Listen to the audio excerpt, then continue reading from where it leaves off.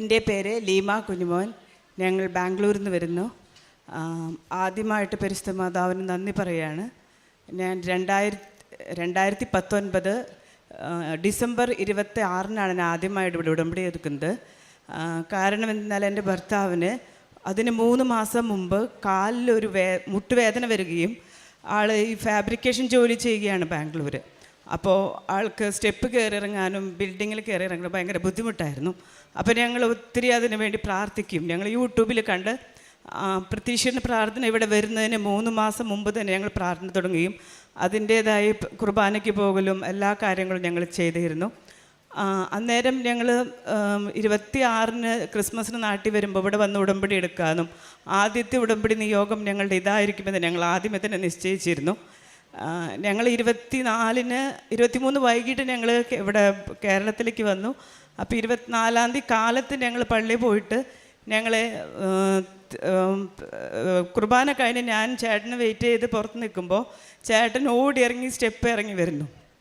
അപ്പോൾ ഞാൻ ചോദിച്ചു, എന്ത് പറ്റി, നിങ്ങളുടെ കാൽവേദന എവിടെയാണെന്ന് ചോദിച്ചപ്പോൾ പറഞ്ഞു, എനിക്ക് ഒട്ടും കാൽവേദന ഇല്ല, ഇന്ന് കുർബാനയ്ക്ക് എനിക്ക് മുട്ടുകുത്തി നിൽക്കാൻ എനിക്ക് സാധിച്ചു. ഞങ്ങളിവിടെ ഉടമ്പടി എടുക്കുന്നതിന് മുമ്പേ തന്നെ ദൈവം ഞങ്ങളെ സഭിക്കുന്നെന്ന് അനുഗ്രഹിച്ചു.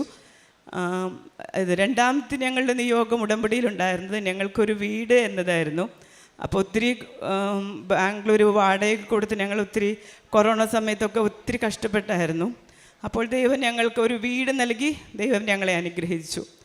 മൂന്നാമത്തെ നിയോഗം, ഞങ്ങളിവിടെ ഒരു സ്ഥലം വാങ്ങിയായിരുന്നു തൃശ്ശൂരിൽ. അപ്പോൾ അവർ ഞങ്ങളുടെ തൃശ്ശൂർ ശരിക്കും ഞങ്ങൾ രജിസ്ട്രേഷനൊക്കെ കഴിഞ്ഞു. അന്നേരം ഞങ്ങൾക്ക് അറിയണ്ടായിരുന്നില്ല അവർക്കൊരു മെൻ റിട്ടയർഡായ ഒരു മകനുണ്ടായിരുന്നെന്ന്. അപ്പോൾ അവർക്കൊരു മെൻ റിട്ടയർഡായ മകനുണ്ടായിരുന്നു. അപ്പോൾ അവർ രജിസ്ട്രേഷൻ സമയത്ത് ആ മകന് പകരം അവരുടെ അമ്മ സൈൻ ചെയ്താൽ മതി എന്നുള്ള രീതിയിൽ അവർ ഞങ്ങളെ കുഴപ്പമില്ലാന്ന്. പക്ഷെ ഞങ്ങൾക്ക് അതിനുള്ള തിരിച്ചറിയാനുള്ള ഒരു ബോധ്യമുണ്ടായിരുന്നില്ല. ഇത് പോരാ, കൃത്യമായിട്ട് അവരെന്നെ മെഡിക്കൽ സർട്ടിഫിക്കറ്റോടുകൂടി സൈൻ ചെയ്യണം എന്നുള്ളൊരു ബോധ്യം ഞങ്ങൾക്ക് ഉണ്ടായിരുന്നില്ല. അത് കഴിഞ്ഞ് രജിസ്ട്രേഷൻ കഴിഞ്ഞ് ഒരു 10 വർഷം മുമ്പത്തെ കാര്യമാണിത്. രജിസ്ട്രേഷൻ കഴിഞ്ഞ് 1 വർഷം കഴിഞ്ഞപ്പോൾ അവർ ഇവരുടെ കൃത്യമായിട്ടുള്ള രജിസ്ട്രേഷനല്ല, ഇവർ ഞങ്ങളെ ഈ മെൻ റിട്ടയർഡായ കൊച്ചിന് ഒരു അവകാശവും കൊടുക്കാനിടെയാണ് ഇവർ ഈ രജിസ്ട്രേഷൻ ചെയ്തിട്ടില്ല എന്ന രീതിയിൽ ഞങ്ങളുടെ പേരിൽ കേസ് കൊടുത്തു. അന്നേരം ഞങ്ങൾ കുറേ വക്കീലിനെ കുറിച്ച് ഞങ്ങൾ കാണിക്കുകയും വക്കീലിന് അനുകൂലമായി ഞങ്ങൾക്ക് വിധി വരികയൊക്കെ ചെയ്ത്, എന്ന് വിധി വന്നാലും ഇവരതിന് പേര് അപ്പീൽ പോകും. എന്നിട്ട് പിന്നെയും ഞങ്ങൾ കുറേ വർഷം ഇതിൻ്റെ പേരിൽ ഇങ്ങനെ നടക്കുകയായിരുന്നു. അന്നേരമെല്ലാം പ്രാർത്ഥിക്കും എങ്കിൽ പോലും ഇതൊരു നിയോഗം എന്നുള്ള രീതിയിൽ ഞങ്ങൾ പ്രാർത്ഥിക്കാറില്ല. പക്ഷെ ഞങ്ങൾ ഉടമ്പടി വെച്ചപ്പോൾ ഞങ്ങളൊരു നിയോഗമായിട്ട് ഇത് വെച്ചു. ദൈവമേ, ഒരു കേസെല്ലാം കൃത്യമായിട്ട് തീർന്ന് ഞങ്ങൾക്കൊരു ആ സ്ഥലം ഞങ്ങൾക്ക് നാട്ടിലൊരു വീട് പണിയാനുള്ള അനുഗ്രഹത്തിനായ മാതാവ് ഒരുക്കി തരണമെന്ന്. അതിൻ്റെ പേരിൽ കുറച്ച് നാൾ ലാസ്റ്റ് അപ്പീൽ പോയി. അതും ഞങ്ങൾക്ക് വിധി വന്നു. പക്ഷേ ഞങ്ങൾ വിചാരിച്ചു ഇവർ തിരിച്ചും അപ്പീൽ പോകുന്നു. പക്ഷേ അവർ ഞങ്ങൾക്ക് ഒരു കുഴപ്പവുമില്ല, ഈ സ്ഥലം ഒരു 25,000 ഞങ്ങൾക്ക് തന്നതിനാൽ ഇതിൽ ഞങ്ങൾക്ക് രജിസ്റ്റർ ചെയ്ത് തരുന്നു എന്നുള്ള രീതിയിൽ അവർ സംസാരിച്ചു. ഞങ്ങൾ ആ പൈസ കൊടുക്കുകയും ആ സ്ഥലം പൂർണ്ണമായിട്ട് ഞങ്ങളുടെ പേരിലാക്കി വിധി വരികയും ചെയ്തു. ഞങ്ങൾ പിന്നെ അതിനുശേഷം കൊറോണയുടെ സമയത്ത് ഞങ്ങൾക്ക് വരാനെല്ലാം സാധിച്ചില്ല. പിന്നെ 2023 ഓഗസ്റ്റിലാണ് ഞാനിവിടെ വരുന്നത്. അത് എൻ്റെ വിശ്വാസ ജീവിതം കൂടുതൽ ബലപ്പെടുത്തുക എന്നുള്ള ഉദ്ദേശത്തിലാണ്. സോ അതിനുശേഷം എനിക്ക് കുർബാനയ്ക്ക് പോകാനും പ്രാർത്ഥനയിലൊക്കെ അടിയുറച്ച് വിശ്വസിക്കാൻ പറ്റി.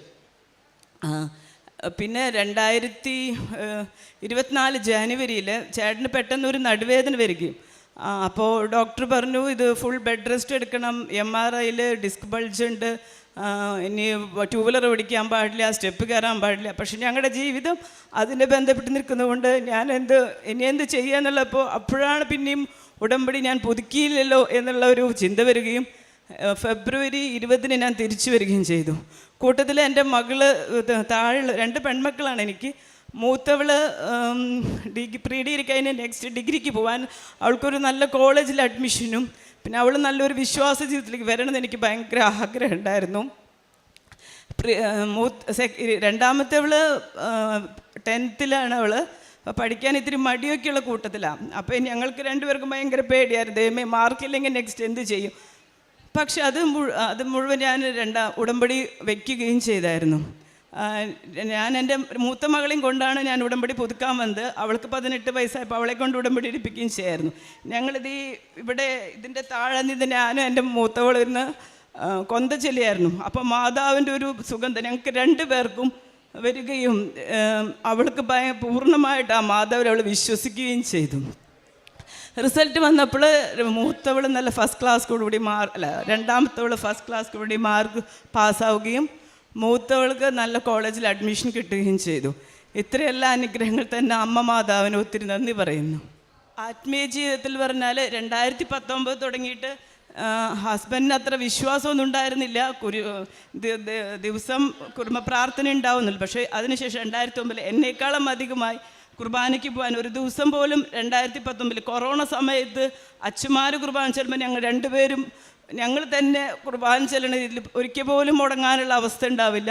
ഞാൻ പലപ്പോഴും മുടങ്ങിയാൽ പോലും ഹസ്ബൻഡ് ഒരിക്കൽ പോലും കുർബാന മുടങ്ങുകയോ ദൈവിക കാര്യങ്ങളിൽ മാറി നിൽക്കുകയോ ചെയ്യില്ല.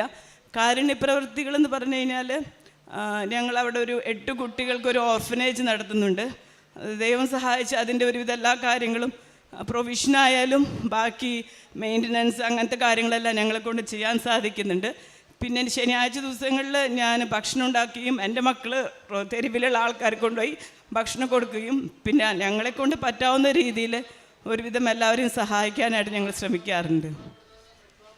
കരങ്ങളടിച്ച് നമുക്ക് ദൈവത്തിൻ്റെ നാമം മഹത്വപ്പെടുത്താം. ബാംഗ്ലൂരിൽ നന്നായി സഹോദരി പറഞ്ഞ സാക്ഷ്യത്തിൽ വ്യക്തമായിട്ട് പറഞ്ഞു. ഒന്നാമതായിട്ട് ഹസ്ബൻഡിൻ്റെയും അതുപോലെ മക്കളുടെയൊക്കെ വിശ്വാസ ജീവിതം അത് ശക്തിപ്പെടുത്തുവാൻ മരിയൻ ഉടമ്പടി സഹായിച്ചെന്ന് പറഞ്ഞു. അതുപോലെ തന്നെ ഈ സഹോദരൻ്റെ രോഗം മുട്ടുവേദന, അത് സർജറി, ഡോക്ടർ എന്തായിരുന്നു ഡയഗ്നോസ് പറഞ്ഞു, എന്തുകൊണ്ടാണെന്നാ പറഞ്ഞത്? മസിൽ ടയർ ആയിരുന്നു. സോ പിന്നെ നടക്കണമെന്നുണ്ടെങ്കിൽ സർജറി ചെയ്യണം, ഒരു 6 മന്തെങ്കിലും അറ്റ്ലീസ്റ്റ് റെസ്റ്റ് എടുക്കണമെന്ന് പറഞ്ഞു. ഞങ്ങളെ സംബന്ധിച്ച് അതൊരു വലിയൊരു കാലയളവായിരുന്നു. അപ്പം ഞങ്ങൾക്ക് വേറെ ഒരു മാർഗ്ഗം ഉണ്ടായിരുന്നില്ല. ഓപ്പറേഷൻ സർജറി ചെയ്യാനുള്ള ഒരു ഓപ്ഷനേ ഉണ്ടായിരുന്നില്ല ഞങ്ങൾക്ക്. അപ്പോൾ ഉടമ്പടി നേർച്ച വസ്തുക്കൾ ഉപയോഗിച്ചായിരുന്നോ? അന്നേരം ആ സമയത്ത് ഞങ്ങൾ ഉടമ്പടി വെച്ചിട്ടുണ്ടായിരുന്നല്ലോ. ഉടമ്പടി നിയോഗമായിട്ട് വെച്ചിട്ട് ഞങ്ങൾ പ്രാർത്ഥിക്കുമായിരുന്നു. അതിനുശേഷം ഡിസംബറിൽ ഇവിടെ വന്നതിന് ശേഷം സൗഖ്യത്തിന് ശേഷവും ഞങ്ങൾ ഉടമ്പടി കാശ് രൂപം വെച്ച് പ്രാർത്ഥിക്കുകയും ഞങ്ങളിപ്പോഴും ഉടമ്പടി തൈലമെല്ലാം ഉപയോഗിക്കുകയും ചെയ്യുന്നുണ്ട്.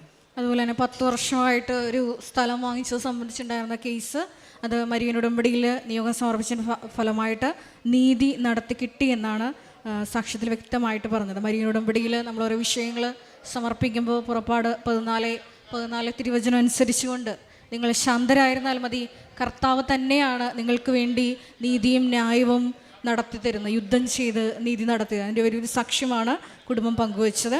മരിയൻ ഉടമ്പടി വഴിയായിട്ട് കുടുംബത്തിൽ ലഭിച്ച ചെറുതും വലുതുമായിട്ടുള്ള എല്ലാ അനുഗ്രഹങ്ങൾക്കും ഒരിക്കൽ കൂടി കരങ്ങളടിച്ച് നമുക്ക് ദൈവത്തിൻ്റെ നാമം മഹത്വപ്പെടുത്താം. അത്യപൂർവ ദൈവാനുഭവങ്ങൾ ഇനി നിങ്ങൾക്കും സ്വന്തം. ഈ യൂട്യൂബ് ചാനൽ ഇതുവരെ സബ്സ്ക്രൈബ് ചെയ്തിട്ടില്ലെങ്കിൽ ഇപ്പോൾ തന്നെ സബ്സ്ക്രൈബ് ചെയ്യുക.